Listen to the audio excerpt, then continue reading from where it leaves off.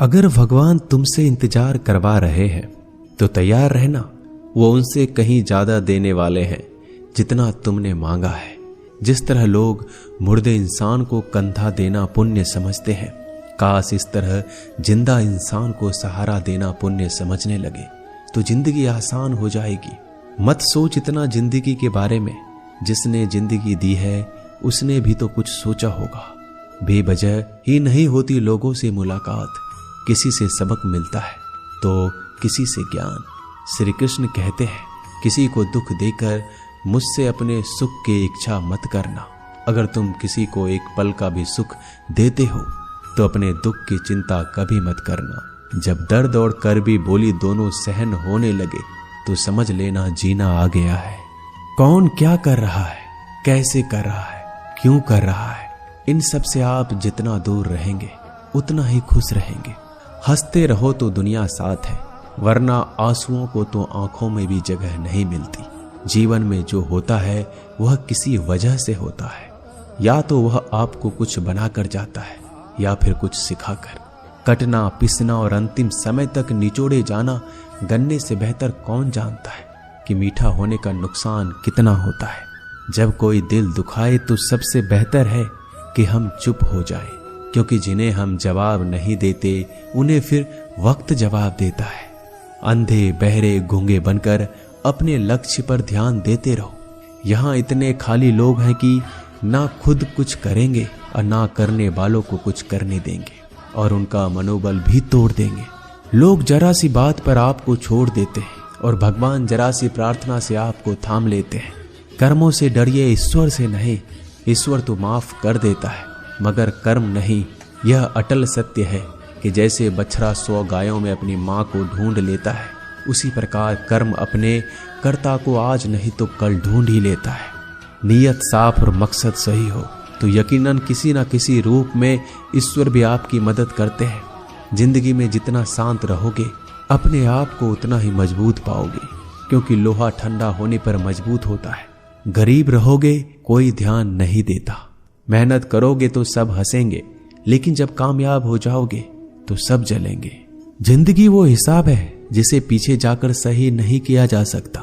इसलिए आज में सुधार करें और पुरानी बातों को अनुभव की तरह इस्तेमाल करें।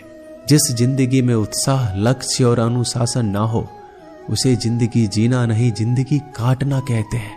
कभी कभी आप बिना कुछ गलत किए भी बुरे बन जाते हैं, क्योंकि जैसा लोग चाहते थे आप वैसा नहीं करते। जिस मनुष्य के हृदय में सच्ची मानवता हो उसकी सोच हमेशा यही होगी कि मुझे मिला हुआ दुख किसी को ना मिले और मुझे मिला हुआ सुख सबको मिले।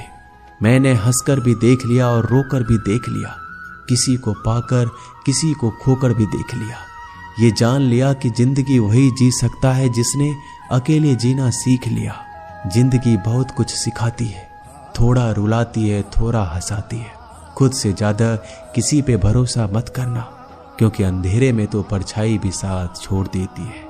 अगर कोई आपको सच्चा प्यार करता है तो वह आपको समय जरूर देगा, आपकी हर स्थिति में साथ देगा, हमेशा आपके लिए समर्पित रहेगा, क्योंकि सच्चा प्यार एक दूसरे की खुशियां चाहेगा, आंखों में पानी नहीं। लोहे को कोई नष्ट नहीं कर सकता, बस उसका जंग उसे नष्ट कर सकता है। इसी तरह आदमी को कोई और नहीं बल्कि उसकी सोच ही नष्ट कर सकती है। इसलिए सोच अच्छी रखो, फल अच्छा ही होगा। इतना कमजोर मत बनो कि कोई भी आपको तोड़ सके, बल्कि इतना मजबूत बनो कि आपको तोड़ने वाला खुद ही टूट जाए। दर्द आपको मजबूत बनाता है, डर आपको बहादुर बनाता है, अनुभव आपको सिखा देता है। जिस दिन हम समझ जाएंगे कि सामने वाला गलत नहीं, सिर्फ आपकी सोच हमसे अलग है, उस दिन जीवन में सब दुख दूर हो जाएंगे। क्यों रोते हो? मन का ना होने पर जो लिखा है वही होकर रहेगा। एक रास्ता बंद करने से पहले भगवान 10 रास्ते खोल देते हैं। गर्मी के मौसम में पत्ते सूखने के बाद भी पंछी घोंसला नहीं छोड़ते, क्योंकि वो जानते हैं फिर से बरसात आएगी और पेड़ पर नए पत्ते आएंगे। जो हुआ उसे भूलकर नई शुरुआत करो और याद रखो, जिसका कोई नहीं होता उसका भगवान होता है। मतलब से जुड़े रिश्ते मतलब तक साथ देते हैं, लेकिन दिल से जुड़े रिश्ते आखिरी सांस तक निभाते हैं। अच्छा काम करते रहो, चाहे कोई सम्मान करे या ना करे, क्योंकि सूर्योदय तब भी होता है जब करोड़ों लोग सोए रहते हैं। दुनिया में हर एक काम आसान है, केवल अंदर से आवाज आनी चाहिए। हमेशा मेहनत और उस परमात्मा पर विश्वास रखना इस सफलता का सूत्र है। जीवन में सबसे बड़ी गलती वो है जिस गलती से हम कुछ सीख नहीं पाते। जो व्यक्ति अपने मन को काबू में कर सकता है वह जिंदगी में कुछ भी कर सकता है। इंसान की अच्छाइयों पर सब खामोश रहते हैं, लेकिन चर्चा अगर बुराई पर हो तो गूंगे भी बोल पड़ते हैं। श्री कृष्ण कहते हैं, तुम्हारे बीते हुए कल को तो मैं ठीक नहीं कर सकता, क्योंकि तुम वर्तमान में अगर अच्छा कर्म करोगे तो मैं तुम्हारा आने वाला कल जरूर उजागर करूंगा। झूठी बातों पर लोग आपकी वाहवाही करेंगे, वही लोग आपको तबाह करेंगे।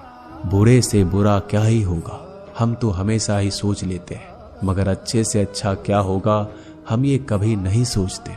जो ईश्वर रात को पेड़ पर बैठे पक्षियों को कभी गिरने नहीं देता, तो सोचो वह तुम्हें अकेला और बेसहारा कैसे छोड़ सकता है। आज के जमाने में कोई अपना नहीं होता, सिर्फ लोग तब तक साथ देते हैं जब तक उनका स्वार्थ होता है। अगर कोई अकेला है तो इसका मतलब ये नहीं कि उसे कोई पसंद नहीं करता, बल्कि वह अकेला इसलिए है क्योंकि उसने दुनिया की औकात जान ली है। एक बार राजा और उसका मंत्री तलवार को साफ कर रहे होते हैं। तलवार को साफ करते समय अचानक राजा के पैर पर तलवार गिर जाती है और राजा के पैर की उंगलियां कट जाती है। उस राजा को उंगली कटने के कारण बहुत ही तकलीफ हो रही थी, बहुत ही दर्द हो रहा था। लेकिन उसका मंत्री कहता है, शांत रहिए महाराज, जो कुछ भी होता है अच्छे के लिए होता है। राजा को यह बात सुनकर गुस्सा आ जाता है। वह मंत्री से कहता है कि मेरी उंगली टूट गई और तुम कह रहे हो अच्छे के लिए हुआ। वह मंत्री राजा को समझाने की कोशिश करता है, पर वो नहीं मानता और बिना सुने गुस्से के कारण मंत्री को काल कोठरी में बंद करने का आदेश दे देता है। पर मंत्री को इस बात का कोई दुख नहीं था, क्योंकि उसका अभी भी यही कहना था कि जो होता है अच्छे के लिए होता है। वो अपनी खुशी से ही अपने आप को सैनिक के हवाले कर देता है। राजा इस बात को सुनकर चौंक जाता है, सोचता है कि मेरा मंत्री कितना मूर्ख था। उसे लग रहा था कि मैंने उसे अच्छाई के लिए कैद कर दिया। इस घटना के 3 महीने बीत जाते हैं।